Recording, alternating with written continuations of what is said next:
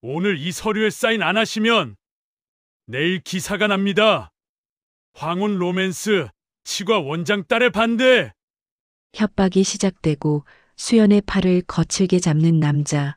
몸싸움이 벌어지기 직전에 긴장감이 폭발했다. 그만해요. 제발 그만두세요. 지연의 절규가 예식장에 메아리치며 모든 것이 멈췄다. 저도 처음엔 정말 몰랐어요.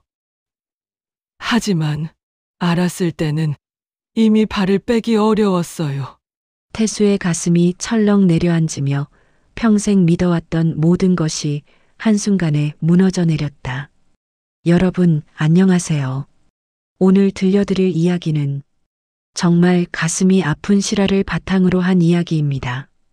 70세 방태수 어르신은 아내를 잃고 홀로 지내던 중 문화센터에서 만난 한 여성에게 마음을 열게 됩니다. 하지만 결혼을 앞둔 바로 그 순간 상상도 못한 일이 벌어지는데요.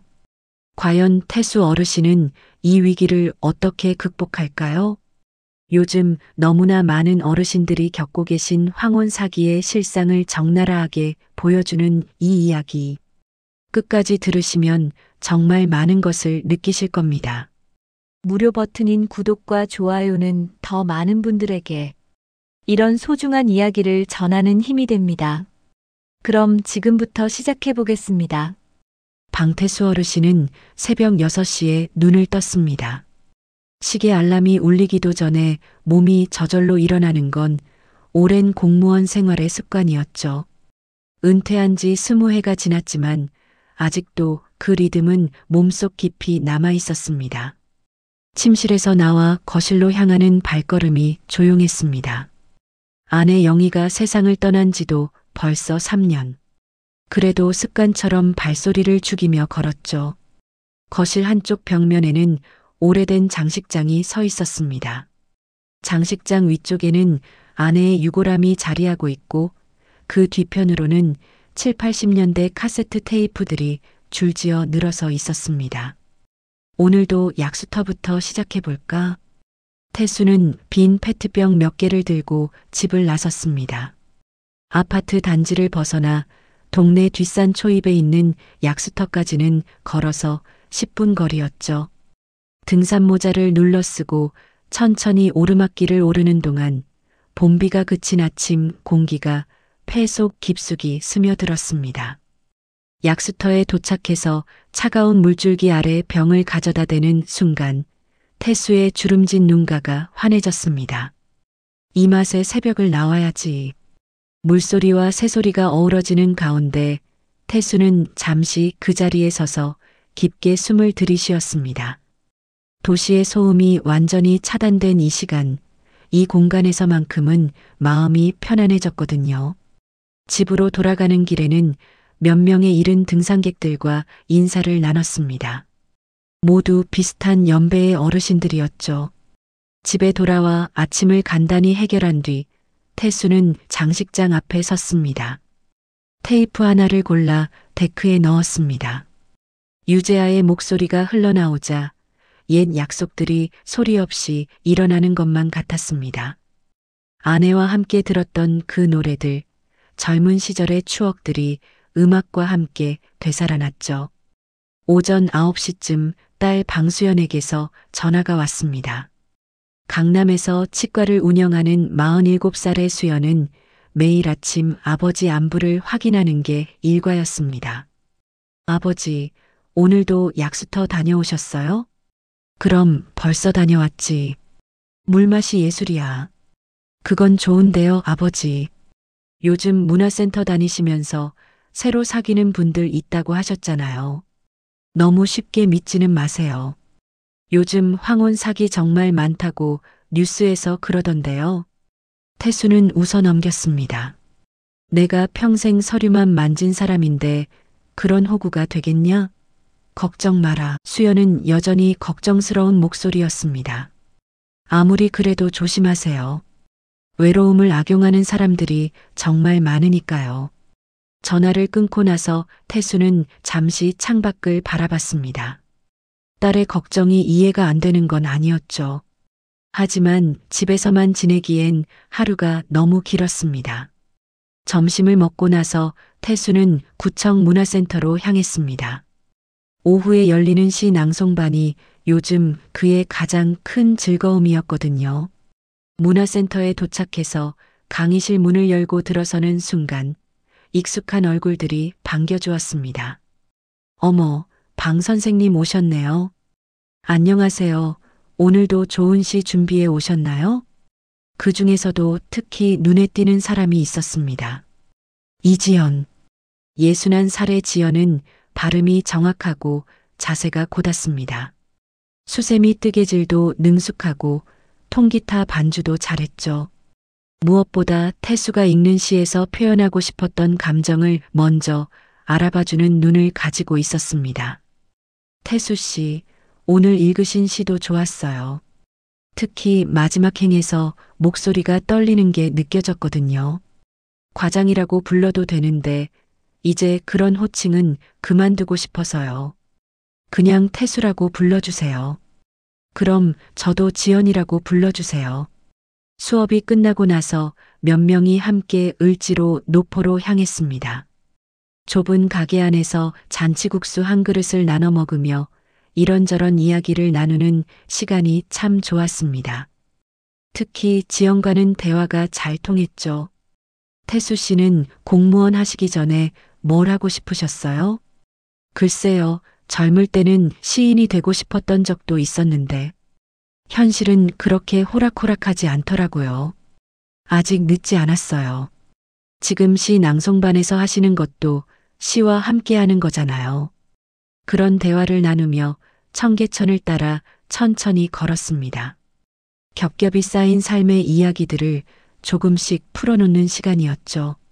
지연의 남편도 몇 년 전에 세상을 떠났다는 이야기, 자식들이 모두 멀리 살고 있다는 이야기들, 서로의 외로움을 이해하게 되는 시간들이었습니다.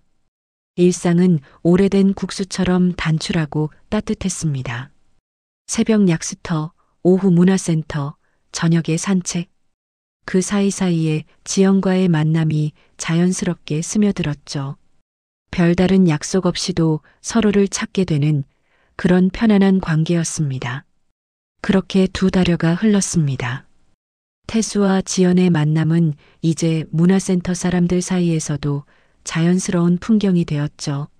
함께 시를 낭송하고 함께 차를 마시고 함께 동네를 산책하는 모습을 보며 다들 미소를 지었습니다. 어느 토요일 오후 지연이 평소와 다른 반짝이는 눈으로 태수를 바라봤습니다. 태수 씨, 저 한 가지 제안이 있어요. 무슨 제안인가요? 지연의 볼이 살짝 붉어졌습니다. 마치 처음 사랑을 고백하는 소녀처럼 수줍어하는 모습이었죠. 다음 달에 조촐하게 예식 어떠세요? 금혼식처럼 우리 둘의 두 번째 약속을 만들어 보는 거예요.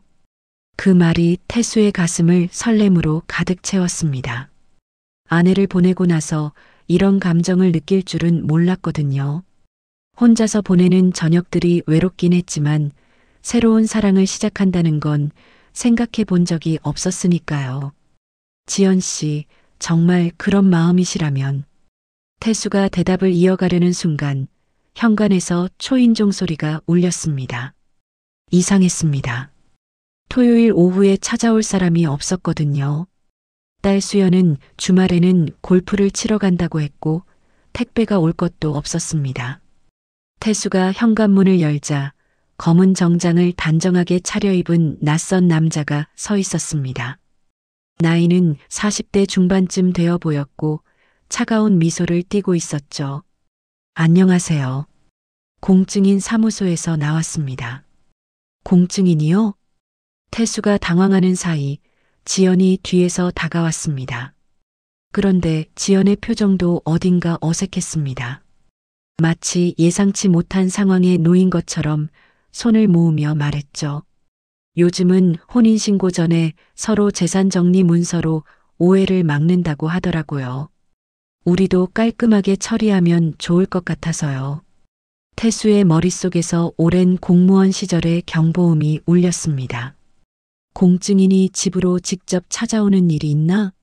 그것도 토요일 오후에 결혼 이야기를 나눈 지 채 10분도 안 되어서 반지보다 먼저 서류부터 이야기하시는 건가요? 검은 정장의 남자는 여전히 부드러운 미소를 유지하며 말했습니다. 요즘 시대가 그렇습니다. 서로를 위한 배려죠. 특히 어르신들 같은 경우에는 더욱 신중하게 처리하시는 게 좋거든요. 그때 현관문이 다시 열렸습니다. 딸 수연이 골프채 가방을 들고 들어오다가 거실의 광경을 보고 발걸음을 멈췄습니다. 아버지, 이게 뭐예요? 누구세요? 검은 정장의 남자는 서류 가방에서 두꺼운 파일을 꺼내며 더욱 부드럽게 설명했습니다. 그 부드러움이 오히려 더 이상했죠. 재산분할 합의서입니다. 단지 평생 동반을 위한 신뢰의 표시라고 보시면 됩니다. 서로 투명하게 살겠다는 약속이죠. 수연의 눈썹이 올라갔습니다. 치과 원장으로 일하면서 각종 계약서와 서류를 다뤄본 경험이 있는 수연의 눈에는 뭔가 이상한 점들이 보였거든요. 잠깐만요. 오늘 처음 뵙는 분인데 신분 확인은 어떻게 하죠? 그리고 인감증명서는요? 공증인 사무실도 아닌 집에서 이런 일을 진행하는 게 정상적인 절차인가요? 남자의 미소가 잠깐 굳어졌다가 다시 돌아왔습니다. 요즘은 출장 서비스도 많이 하고 있습니다. 어르신들 편의를 위해서요. 지연이 난감하게 태수를 바라봤습니다. 그 눈빛에는 당황스러움과 함께 뭔가 간절함 같은 것이 섞여 있었죠. 우리 서로 깨끗하게 살자는 뜻으로. 태수 씨도 그렇게 생각하시죠? 태수의 가슴이 두근거렸습니다. 외로움과 이성 사이에서 저울이 흔들리고 있었거든요. 지연을 향한 마음은 진심이었습니다. 하지만 딸의 걱정스러운 눈빛과 갑작스럽게 나타난 공증인이라는 남자 사이에서 혼란스러웠죠. 지연 씨, 이런 일은 좀 더 천천히 생각해 보면 안 될까요? 물론 천천히 하셔도 되지만요. 검은 정장의 남자가 끼어들었습니다. 다만 오늘 처리하시면 수수료 할인도 해드리고 절차도 훨씬 간단해집니다. 수연이 아버지 옆으로 다가서며 단호하게 말했습니다. 아버지, 이런 중요한 일을 서두를 이유가 없어요. 며칠 더 생각해 보시고 정식 사무실에서 진행하시는 게 좋겠어요. 남자는 시계를 보며 아쉬운 표정을 지었습니다. 그럼 오늘은 이만 들어가겠습니다. 하지만 너무 늦어지시면 절차가 복잡해질 수 있다는 점만 말씀드릴게요. 남자가 나간 뒤 거실에는 어색한 침묵이 흘렀습니다. 태수는 지연의 표정을 살폈고 지연은 수연의 시선을 피하려 애쓰고 있었습니다. 지연 씨, 정말 괜찮은 건가요? 뭔가 이상하지 않아요? 지연이 작은 한숨을 내쉬었습니다. 사실 저도 처음엔 놀랐어요. 문화센터 강사님이 소개해 주신 분이라고 해서 믿었는데 이렇게 갑자기 오실 줄은 몰랐거든요. 태수의 마음속에서 경고등이 깜빡이기 시작했습니다. 하지만 동시에 지연을 의심하고 싶지 않은 마음도 있었죠. 외로움이 판단력을 흐리고 있는 걸까요? 아니면 정말로 새로운 시작을 두려워하는 걸까요? 그날 밤 태수는 잠을 이루지 못했습니다. 침대에 누워 천장을 바라보며 오늘 있었던 일들을 되새겨봤죠. 지연을 향한 마음은 분명 진심이었습니다. 하지만 딸의 걱정 어린 표정과 갑작스럽게 나타난 그 남자의 모습이 자꾸만 머릿속을 맴돌았습니다. 다음 날 일요일 아침 수연이 일찍 찾아왔습니다. 평소보다 훨씬 진지한 표정이었죠. 아버지, 어제 그 일 때문에 밤새 인터넷 검색해 봤어요. 요즘 정말 황혼 사기가 심각하다고 하네요. 수연아, 너무 의심하지 마라. 지연 씨는 좋은 분이야. 아버지를 의심하는 게 아니에요. 그 남자가 문제라는 거죠. 아버지, 오늘 저랑 같이 나가요. 수연은 아버지를 데리고 차를 몰아 동사무소와 구청을 돌았습니다. 정식 공증 절차가 어떻게 이루어지는지, 필요한 서류는 무엇인지 꼼꼼히 알아봤죠. 아버지, 혼인도 결국 서류예요. 서류는 디테일이 전부라고요. 급하게 처리할 이유가 전혀 없어요.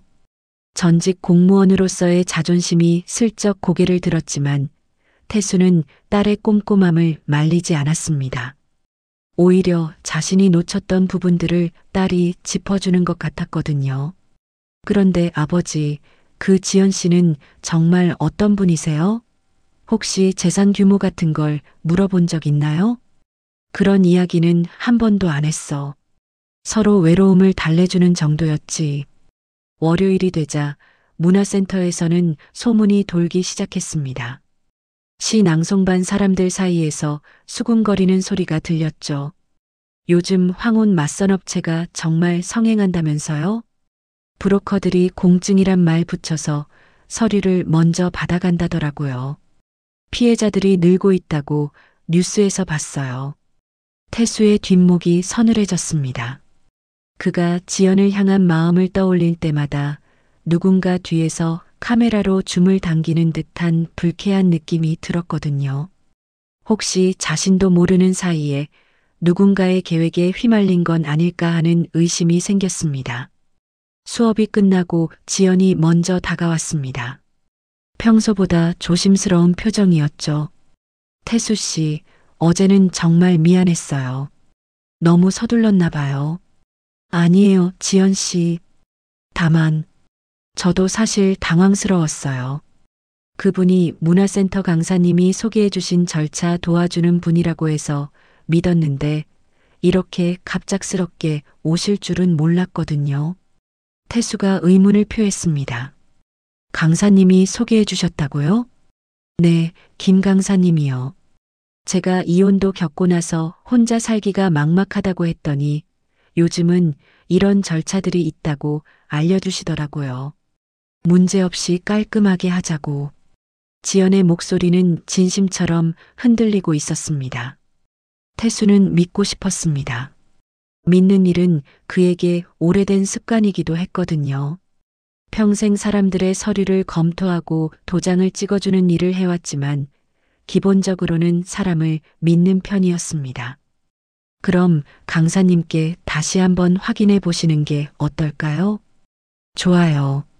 내일 강사님께 여쭤볼게요. 하지만 다음날 지연의 표정은 어두웠습니다. 강사님이 갑자기 휴강이라고 연락이 왔어요. 개인 사정으로 당분간 수업을 못 하신다고. 태수의 가슴이 철렁 내려앉았습니다. 뭔가 톱니바퀴가 맞지 않는 느낌이었죠. 우연의 일치치고는 너무 많은 것들이 겹치고 있었습니다. 그날 저녁 수연이 다시 찾아왔습니다. 평소보다 심각한 표정으로 휴대폰을 들고 있었죠. 아버지, 병원에서 환자분들 통해서 알아본 게 있어요. 요즘 정말 심각한 황혼 사기가 있다고 하네요.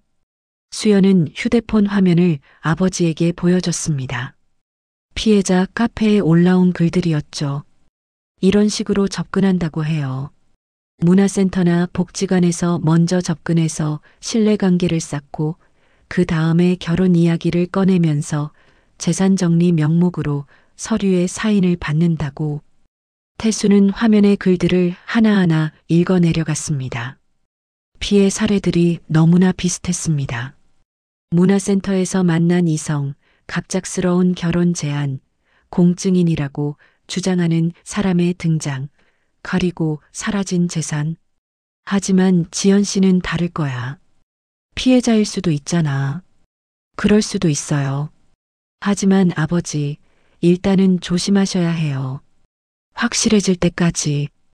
그날 밤 태수는 다시 한번 잠들지 못했습니다. 지연에 대한 감정과 딸의 걱정, 그리고 자신도 모르게 커져가는 의심 사이에서 마음이 찢어질 것 같았습니다.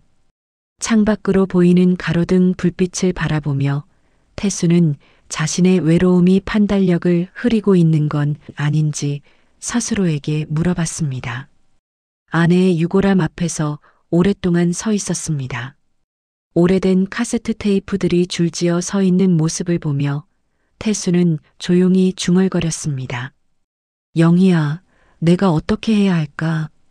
이 마음이 진짜인지 아니면 외로움이 만들어낸 착각인지 모르겠어. 답은 돌아오지 않았지만 마음속 어딘가에서는 이미 답을 알고 있는 것 같았습니다. 사랑은 서두르는 것이 아니라는 것, 그리고 진짜 사랑이라면 의심의 여지가 없어야 한다는 것을 말이죠.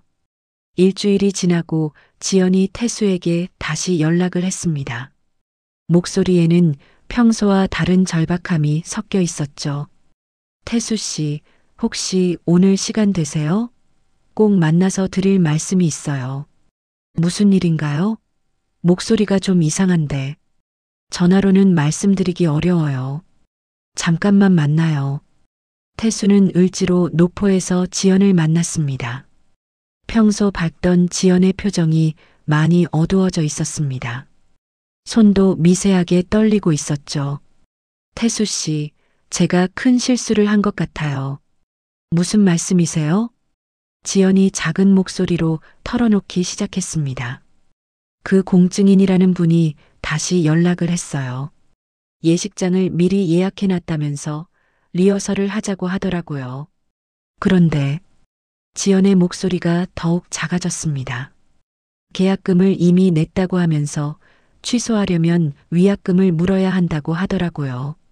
저는 그런 걸 부탁한 적이 없는데.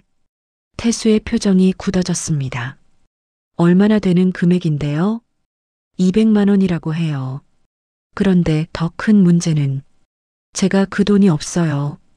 연금만으로는 생활하기도 빠듯한데. 태수는 지연의 손을 잡았습니다. 차가웠습니다. 지연 씨 속으셨을 수도 있어요. 딸이 알아본 바로는 이런 식으로 접근하는 사기가 많다고 하더라고요. 저도 그런 생각이 들어요. 하지만 이미 늦었어요. 내일 예식장에서 리허설을 하자고 하는데 가지 않으면 더 큰 문제가 생길 것 같아서. 지연의 눈에서 눈물이 흘렀습니다. 태수 씨, 저 때문에 이런 일에 휘말리게 해서 정말 미안해요. 처음엔 정말 몰랐어요. 그 사람이 절차를 도와준다고 해서 믿었는데. 태수는 깊은 한숨을 쉬었습니다. 지연이 피해자일 가능성이 높아 보였습니다. 하지만 동시에 자신도 이 일에 깊숙이 연루되어 있다는 사실이 두려웠죠. 내일 리허설에 저도 같이 가겠습니다. 혼자 가시면 안 돼요. 고마워요, 태수 씨.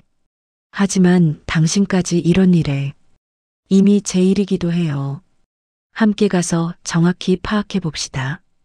다음 날 태수와 지연은 강남의 한 작은 예식장으로 향했습니다. 생각보다 번화한 곳에 위치한 예식장이었지만 건물 자체는 좀 낡아 보였습니다. 예식장에 들어서자마자 태수는 이상한 분위기를 느꼈습니다. 직원들의 표정이 어딘가 어색했고 다른 예비 신랑 신부는 보이지 않았거든요. 오히려 정장을 입은 낯선 남자들이 몇 명 서성이고 있었습니다. 어서 오세요. 오늘 리허설 예정이신 분들이시죠?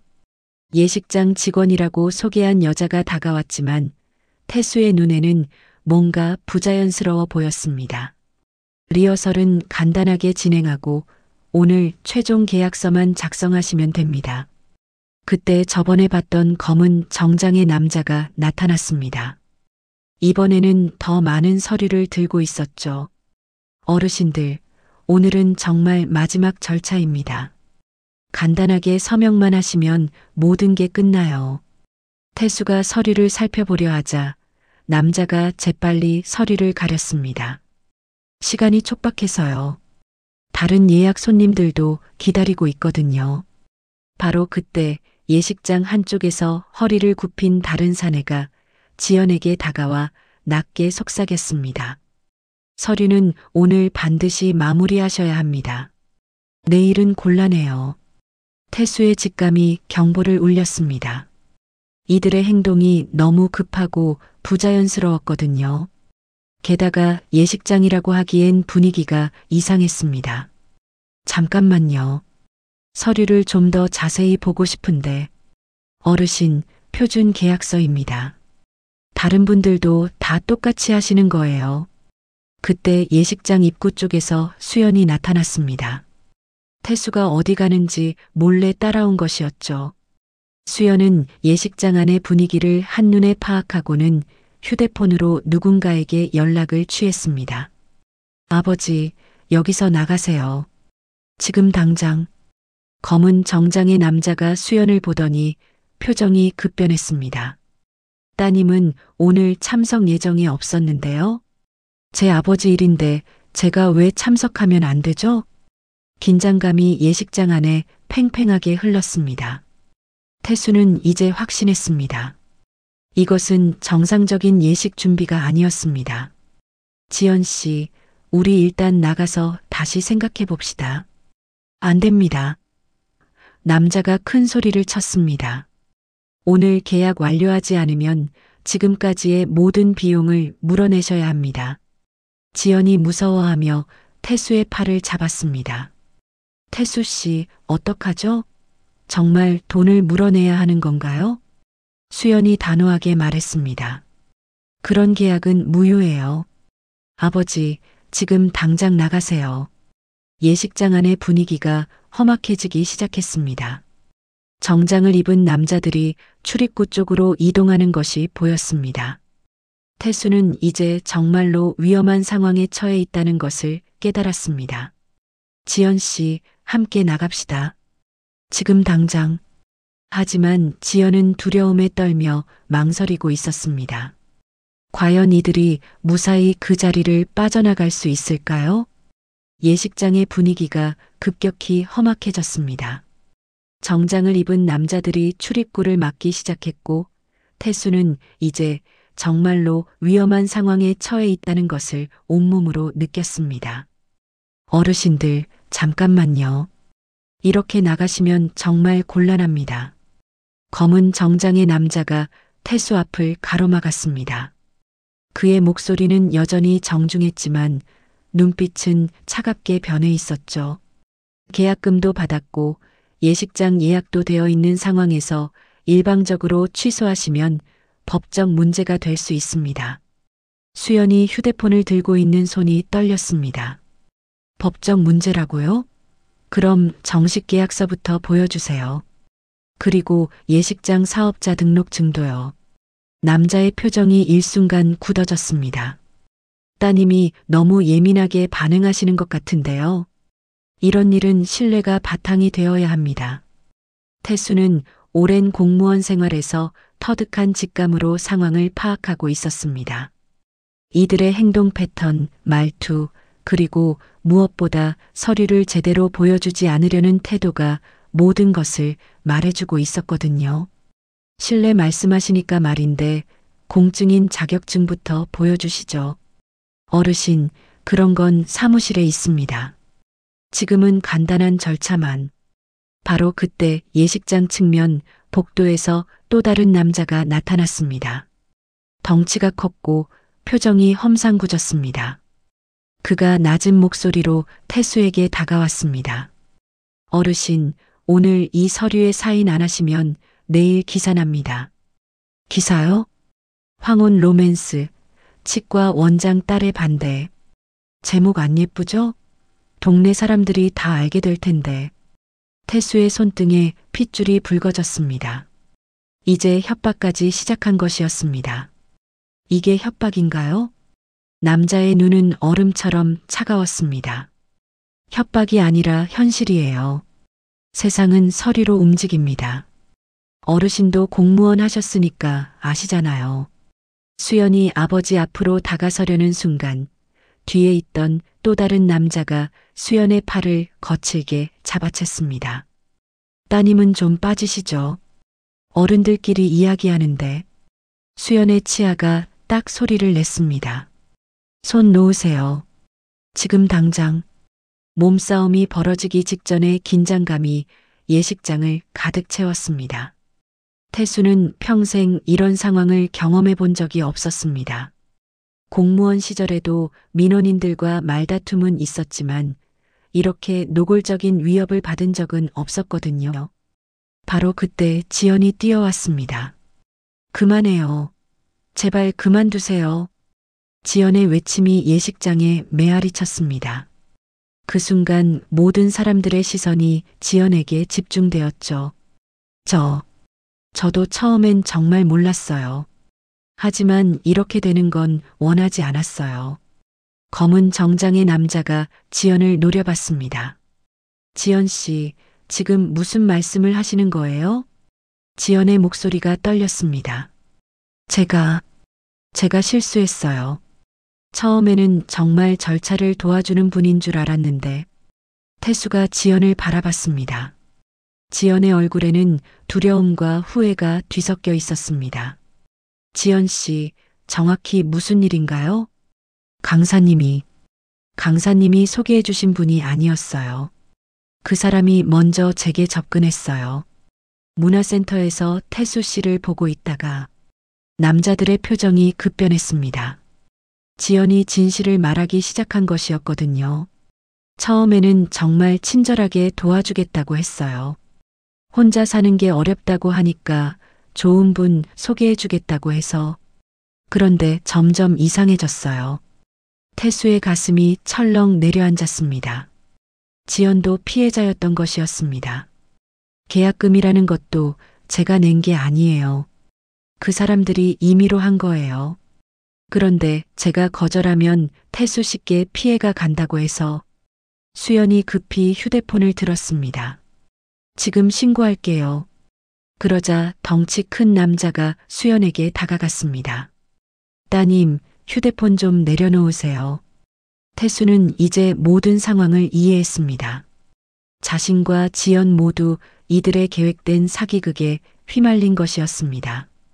수십 년간 서류를 다뤄온 경험으로도 이렇게 교묘한 수법은 처음 봤습니다. 여러분, 이제 그만두시죠. 우리는 아무것도 서명하지 않을 겁니다. 검은 정장의 남자가 비웃었습니다.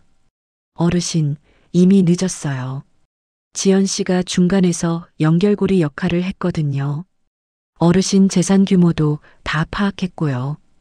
태수는 깨달았습니다. 지연과의 대화 속에서 자신도 모르게 재산 정보가 노출되었던 것이었습니다. 아파트 위치, 예금 규모, 딸의 직업까지. 그래서 오늘 마무리하시는 게 서로에게 좋을 거예요. 안 그러면. 남자의 말이 끝나기도 전에 예식장 입구에서 소란이 일었습니다. 누군가 문을 벌컥 열고 들어오는 소리가 들렸죠. 태수는 지연의 손을 꽉 잡았습니다. 이제 정말로 모든 것이 무너져 내리는 순간이었습니다. 평생 믿어왔던 것들, 사람에 대한 신뢰, 그리고 새로운 사랑에 대한 기대까지 모든 것이 한순간에 산산조각나고 있었습니다. 예식장 입구로 들어온 사람들을 보고 태수는 잠시 놀랐습니다. 경찰관 2명과 함께 낯익은 얼굴이 보였거든요. 동네 파출소의 김순경과 그리고 며칠 전 수연이 보여줬던 피해자 카페의 대표였습니다. 정식 수사 협조 요청입니다. 김순경이 신분증을 보이며 말했습니다. 순간 예식장 안의 분위기가 얼어붙었죠. 검은 정장의 남자들이 서로 눈빛을 주고받더니 뒷문 쪽으로 몸을 돌렸습니다. 잠깐만요, 여러분. 경찰관이 단호한 목소리로 제지했습니다. 신고 접수된 사안이 있어서 왔습니다. 모두 제자리에 계시죠. 검은 정장의 남자가 당황한 기색을 감추려 애쓰며 말했습니다. 무슨 신고 말씀이신지요? 저희는 정식 예식장 운영업체입니다. 그렇다면 사업자 등록증과 관련 서류들을 보여주시죠. 피해자 카페 대표가 앞으로 나서며 휴대폰을 꺼냈습니다. 이분들 지난달 강서구에서 이모님을 상대로 똑같은 수법을 쓴 사람들입니다. 사진도 찍어뒀어요. 태수는 비로소 안도의 한숨을 내쉬었습니다. 하지만 동시에 자신이 얼마나 위험한 상황에 처해 있었는지를 깨달으며 식은땀이 흘렀죠. 지연 씨, 괜찮으세요? 지연은 태수의 손을 꽉 잡으며 떨리는 목소리로 말했습니다. 태수 씨, 정말 미안해요. 저 때문에 이런 일에. 아니에요. 우리 둘 다 피해자였어요. 경찰관이 검은 정장의 남자에게 다가갔습니다. 신분증 확인 좀 하겠습니다. 그리고 공증인 자격 관련 서류도요. 저희는 단순히 예식 상담을. 예식 상담이면 왜 재산분할 서류를 먼저 요구했습니까? 수연이 휴대폰 녹음 기능을 보여주며 말했습니다. 다 녹음되어 있어요. 협박하는 부분까지. 남자들의 얼굴이 하얗게 질렸습니다. 이제 더 이상 변명할 여지가 없었거든요. 경찰관이 태수에게 다가왔습니다. 어르신, 혹시 서명하신 서류가 있으세요? 아니요. 다행히 아무것도 서명하지 않았습니다.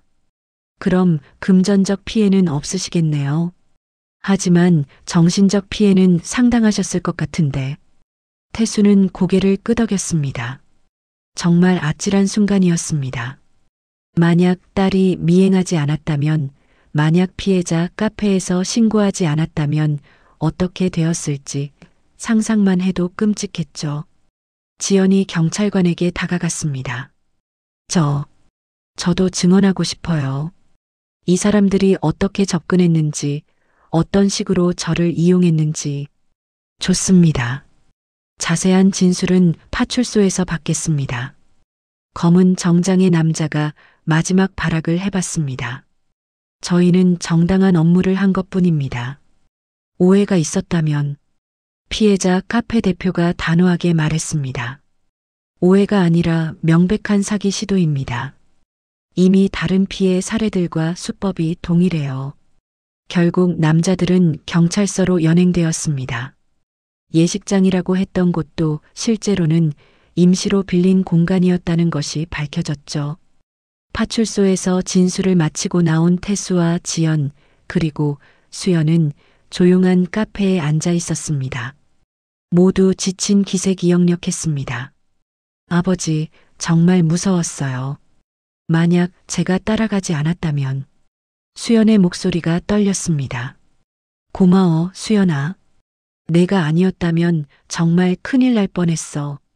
지연이 테이블 위에 놓인 손을 바라보며 조용히 말했습니다. 저 정말 바보였어요. 외로움에 눈이 멀어서 이상한 징조들을 무시했거든요. 태수가 지연의 손을 가만히 잡았습니다. 지연 씨도 피해자예요. 자책하지 마세요. 하지만 태수 씨까지 위험에 빠뜨렸잖아요. 수연이 끼어들었습니다. 지연 씨, 중요한 건 둘 다 무사하다는 거예요. 그리고 이제라도 진실을 말씀해 주셔서 감사해요. 지연의 눈에서 눈물이 흘렀습니다. 사실 며칠 전부터 이상하다는 걸 알았어요. 하지만 이미 너무 깊이 들어가 버린 것 같아서 무서웠거든요. 그리고 태수 씨를 잃을까봐 두려웠어요. 태수는 지연의 마음을 이해했습니다. 외로움이라는 감정이 얼마나 판단력을 흐리게 하는지, 그리고 그 외로움을 악용하는 사람들이 얼마나 교묘한지를 뼈저리게 느꼈거든요. 지연 씨, 우리 처음부터 다시 시작해요. 이번엔 정말로 서두르지 말고. 태수 씨, 정말 괜찮으세요? 저 때문에 이런 일을 겪으셨는데. 괜찮아요. 오히려 더 확실해졌어요. 진짜 감정이 뭔지. 수연이 안도의 표정을 지으며 말했습니다. 다행이에요. 이제 진짜 시작이네요. 카페 창밖으로 해가 지고 있었습니다. 길고 혼란스러웠던 하루가 끝나가고 있었죠. 태수는 오늘의 일이 자신에게 큰 교훈을 주었다고 생각했습니다. 사랑도 중요하지만 그보다 더 중요한 것은 신뢰였고, 그 신뢰는 시간을 들여 차근차근 쌓아가는 것이라는 깨달음이었죠. 지연이 조용히 말했습니다. 태수 씨, 저 앞으로 어떻게 해야 할까요? 일단 경찰 수사에 적극 협조하시고 우리는 천천히 다시 알아가요. 그날 밤 태수는 오랜만에 깊은 잠에 들었습니다. 아내의 유골함 앞에서 마지막으로 인사를 드린 뒤였죠.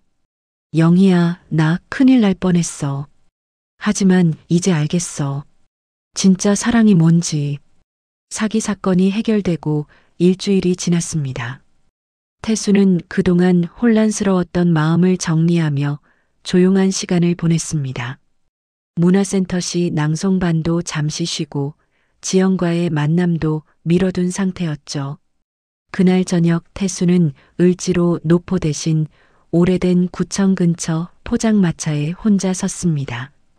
뜨거운 어묵 국물이 목으로 넘어가며 하나둘 굳어있던 생각들을 녹여주는 것 같았습니다.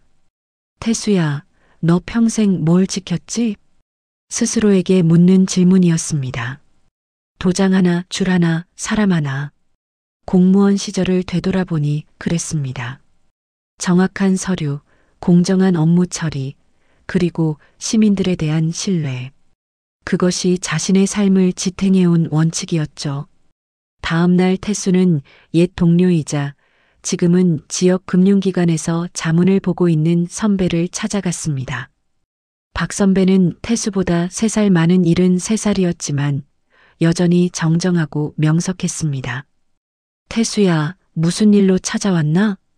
형님, 가족도 지키면서 내 마음도 지킬 수 있는 길이 있을까요? 박 선배는 오래된 수첩을 넘기며 말했습니다. 내가 평생 서리로 사람들을 도왔듯이 이제 내 서리로 너와 내 사람들을 지켜보는 거야. 방향을 바꾸는 거지. 무슨 말씀이세요?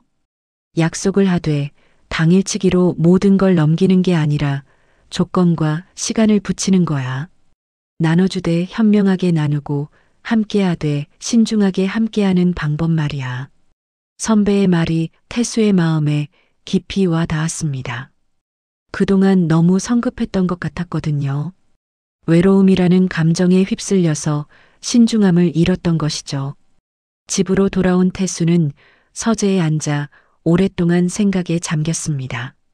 아내와 함께 썼던 가계부, 딸의 어린 시절 사진들, 그리고 자신의 공무원 시절 표창장들을 차례로 꺼내봤습니다. 나는 외롭다. 인정하자. 스스로에게 솔직해지기로 했습니다. 하지만 외로움이 나로 하여금 성급한 도장을 찍게 두지는 않겠다. 진짜 사랑이라면 기다릴 수 있어야 하니까. 태수는 새로운 계획을 세우기 시작했습니다. 딸에게 당장 말하지 않고 지연에게도 즉시 알리지 않은 채로 말이죠. 자신의 평생 축적된 것들을 새로운 형태의 약속 속에 담는 결심이었습니다. 며칠 후 태수는 법무사 사무실을 찾았습니다. 젊은 법무사가 태수의 계획을 듣더니 고개를 끄덕였습니다. 현명한 판단이십니다. 요즘 같은 시대에는 이런 신중한 접근이 필요하죠. 조건부 증여, 유언장 작성, 그리고 생전 신탁까지. 복잡해 보이지만 실제로는 아주 간단한 원리입니다. 태수가 만든 계획은 이랬습니다. 나를 속이려는 사람은 아무것도 가져갈 수 없고 나와 진심으로 함께할 사람은 자연스럽게 모든 것을 함께 누릴 수 있는 구조였죠. 사랑은 서두르지 않는다. 그날 밤 태수는 오래된 카세트 테이프를 데크에 넣었습니다. 나의 옛날 이야기가 흘러나왔고 음악은 또렷했습니다. 그의 마음도 그만큼 또렷해졌죠. 일주일 후 태수는 지연에게 연락을 했습니다. 지연 씨, 시간 되시면 만나서 이야기 좀 해요. 네, 태수 씨. 저도 드릴 말씀이 있어요. 을지로 노포에서 만난 두 사람은 서로를 조심스럽게 바라봤습니다. 지난 일들이 남긴 상처가 아직 남아 있었거든요. 지연 씨, 먼저 말씀드릴 게 있어요. 저도요, 태수 씨. 그럼 제가 먼저 말할게요. 태수는 깊게 숨을 들이쉬고 말했습니다. 지연 씨에 대한 제 마음은 진심이었어요. 지금도 마찬가지고요. 하지만 그동안 너무 성급했던 것 같아요. 지연이 고개를 끄덕였습니다. 저도 그 생각이에요. 외로움 때문에 중요한 것들을 놓쳤어요. 앞으로는 천천히 가고 싶어요. 서류나 절차보다는 마음을 먼저 확인하면서요. 지연의 눈에서 안도의 빛이 스쳤습니다. 태수 씨, 저 그동안 경찰 조사에 적극 협조했어요. 그리고 다른 피해자분들 증언도 도왔고요. 고맙습니다. 용기 내주셔서. 그리고 저도 제 나름대로 계획을 세웠어요. 앞으로는 누구의 말에든 성급하게 휘둘리지 않겠다고요. 태수가 지연의 손을 잡았습니다. 이번에는 서두르지 않은 자연스러운 움직임이었죠. 지연 씨, 우리 정말 처음부터 다시 시작해요. 이번에는 제대로. 네, 태수 씨. 서두르지 말고 차근차근. 그날 저녁 태수는 수연에게 그동안의 마음을 털어놓았습니다. 수연아, 아빠가 많이 철없었구나. 아니에요, 아버지. 외로우셨을 텐데 이해해요. 다만 이제는 좀 더 신중하게 하시면 되죠. 아빠가 새로운 계획을 세웠어. 너도 나중에 같이 의논해보자. 수연이 아버지의 손을 잡았습니다. 아버지, 행복하세요. 그것만이 제 바람이에요. 태수의 마음속에는 이제 새로운 도장이 하나 생겼습니다. 서류가 아니라 마음에 찍힌 도장이었죠. 사랑은 서두르지 않는다는 도장 말입니다. 오랜 공무원 특유의 단단함이 돌아왔습니다. 하지만 이번에는 서류가 아니라 사람을 향한 단단함이었습니다. 2달이 흘렀습니다. 태수와 지연은 이번에는 정말로 천천히 차근차근 서로를 알아가고 있었습니다. 매주 화요일과 금요일 문화센터에서 만나 시를 낭송하고 주말에는 함께 동네를 산책했습니다. 급하지 않은 만남이었지만 그래서 더욱 깊어지는 관계였죠. 어느 토요일 오후 지연이 수줍게 말을 꺼냈습니다. 태수 씨, 이제 정말 준비가 된 것 같아요. 무슨 준비 말씀이세요? 우리의 약속 말이에요. 이번에는 정말로 마음의 준비가 끝났어요. 태수도 같은 마음이었습니다. 지난 2달 동안 지연과 나눈 대화들, 함께 보낸 시간들이 모두 진심이었다는 것을 확신하게 되었거든요. 그럼 이번에는 제대로 된 약속을 해볼까요? 어떤 약속 말씀이세요? 태수가 미소를 지었습니다. 예식장이 아니라 동네 회관에서 화려한 의식이 아니라 소박한 잔치로요. 1달 후 동네 회관에서 작은 약속 잔치가 열렸습니다. 이름하여 금혼식의 약속이었죠. 화려한 예식은 없었지만 무대 위에는 지연이 자주 연주하던 통기타가 놓여 있었고 뒤편에는 태수의 공무원 시절 배지와 낡은 수첩이 소중히 전시되어 있었습니다. 문화센터시 낭송반 사람들, 동네 이웃들, 그리고 사기 사건을 해결해준 김순경까지 참석했습니다. 피해자 카페 대표도 축하하러 왔죠. 태수가 작은 마이크를 잡고 말했습니다. 저는 평생 서리로 일했습니다. 오늘도 서리로 약속하려 합니다. 회관 안이 조용해졌습니다. 하지만 이번 서류는 다릅니다. 급하게 작성하는 계약서가 아니라 시간을 두고 천천히 만들어낸 약속입니다. 태수는 준비해온 서류를 펼쳤습니다. 저는 제 삶을 시간에 나눠 맡기겠습니다.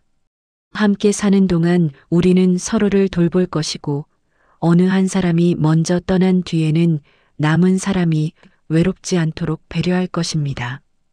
그리고 제 손때 묻은 것들은 딸과 동네에 남겨 더 많은 사람들이 따뜻함을 나눌 수 있도록 하겠습니다. 지연이 눈을 감고 고개를 끄덕였습니다. 저도 같은 마음이에요. 그리고 그날의 일 끝까지 증언했습니다. 다시는 그런 일에 휘말리는 사람이 없도록요. 수연이 무대 아래에서 박수를 쳤습니다. 그녀의 박수 소리가 회관을 가득 채웠고 다른 사람들도 따라 박수를 치기 시작했습니다. 그 박수는 지난날의 불안과 분노를 하나씩 지워나가는 것 같았습니다. 지연 씨, 이제 정말로 함께 걸어가실 준비가 되셨나요? 네, 태수 씨. 이번에는 아무도 우리를 서두르게 할 수 없어요. 잔치가 끝난 뒤 세 사람은 익숙한 을지로 노포로 향했습니다. 잔치국수에 다진 김치를 얹어 먹으며 수연이 웃었습니다. 아버지, 반지는 이제야 순서대로 오네요. 지연이 수줍게 작은 상자 하나를 내밀었습니다. 이번에는 제가 서두르지 않을게요. 천천히 같이 걸어요. 태수는 상자를 받았지만 바로 열지 않고 말했습니다. 우리에게 제일 먼저 온 건 반지가 아니라 믿음이었어요. 골목에 바람이 불어 낡은 간판들을 흔들었습니다. 어디선가 라디오에서 7, 80년대 노래가 흘러나왔습니다. 그 노래는 세 사람의 걸음을 맞춰주었고 오래된 서울의 골목을 부드럽게 감싸 안았습니다. 집으로 돌아가는 길에 태수는 지연의 손을 잡았습니다. 이번에는 서두르지 않는 자연스러운 움직임이었죠. 지연 씨, 우리가 배운 게 뭔지 아세요? 뭘까요? 사랑도 서류처럼 꼼꼼히 검토해야 한다는 거요. 급하게 도장 찍으면 안 되는 거죠. 지연이 웃었습니다. 맞아요. 그리고 진짜 사랑은 시간이 흘러도 변하지 않는다는 것도요. 집에 도착해서 태수는 아내의 유골함 앞에 섰습니다. 영희야, 이제 확신해. 이 마음이 진짜라는 걸. 너도 축복해 줄 거지? 그날 밤 태수는 오랜만에 편안한 잠에 들었습니다. 마음속에는 새로 찍힌 도장이 또렷했습니다. 사랑은 서두르지 않는다는 도장이요. 그 도장은 서류가 아니라 사람의 가슴에 찍혀 있었습니다. 다음 날 아침, 태수는 여전히 새벽 6시에 일어났습니다. 하지만 이제는 혼자가 아니었습니다. 지연과 함께 약수터에 가서 물을 떠오고, 함께 문화센터에 가서 시를 낭송하고, 함께 을지로 노포에서 국수를 먹는 일상이 기다리고 있었거든요. 무엇보다 중요한 것은 이 모든 일상이 서두르지 않은 채로 자연스럽게 이어진다는 것이었습니다. 급하지 않은 사랑, 조급하지 않은 약속, 성급하지 않은 행복. 그것이 진짜 금혼식의 의미였습니다. 수연도 이제는 완전히 안심하고 아버지의 새로운 시작을 지켜보고 있었습니다. 때로는 세 사람이 함께 식사를 하며 앞으로의 계획을 차근차근 세워나갔죠. 태수의 가슴속에서 오래된 공무원의 원칙이 새로운 형태로 되살아났습니다. 정확하고 신중하고 책임감 있는 사랑. 그것이 진정한 황혼의 로맨스였습니다. 사랑은 서두르지 않는다. 그 문장이 태수의 새로운 좌우명이 되었습니다. 그리고 그 좌우명은 앞으로도 오랫동안 태수와 지연의 사랑을 지켜나갈 것이었습니다. 여러분, 태수 어르신의 이야기 어떠셨나요? 외로움이라는 감정. 나이가 들수록 더 깊어지는 이 마음을 악용하는 사람들이 정말 많아지고 있습니다. 혹시 여러분의 부모님이나 주변 어르신들도 비슷한 상황에 계시진 않으신가요? 태수 어르신이 마지막에 깨달으셨듯이 사랑은 서두르지 않는다는 것. 이 말이 참 가슴에 와닿습니다. 진짜 사랑이라면 기다릴 수 있어야 하고 의심의 여지가 없어야 하죠. 요즘 같은 시대에 우리 모두가 꼭 기억해야 할 이야기였습니다. 혹시 주변에 이런 이야기가 필요한 분들이 계시다면 꼭 공유해 주세요. 그리고 이런 따뜻하지만 현실적인 이야기들을 계속 들려드리고 싶습니다. 무료 버튼인 구독과 좋아요는 더 많은 어르신들께 이런 소중한 메시지를 전하는 힘이 되어줍니다. 다음 이야기도 기대해 주시고 모든 분들의 황혼이 따뜻하고 안전하기를 진심으로 바라겠습니다. 오늘도 함께 해주셔서 고맙습니다.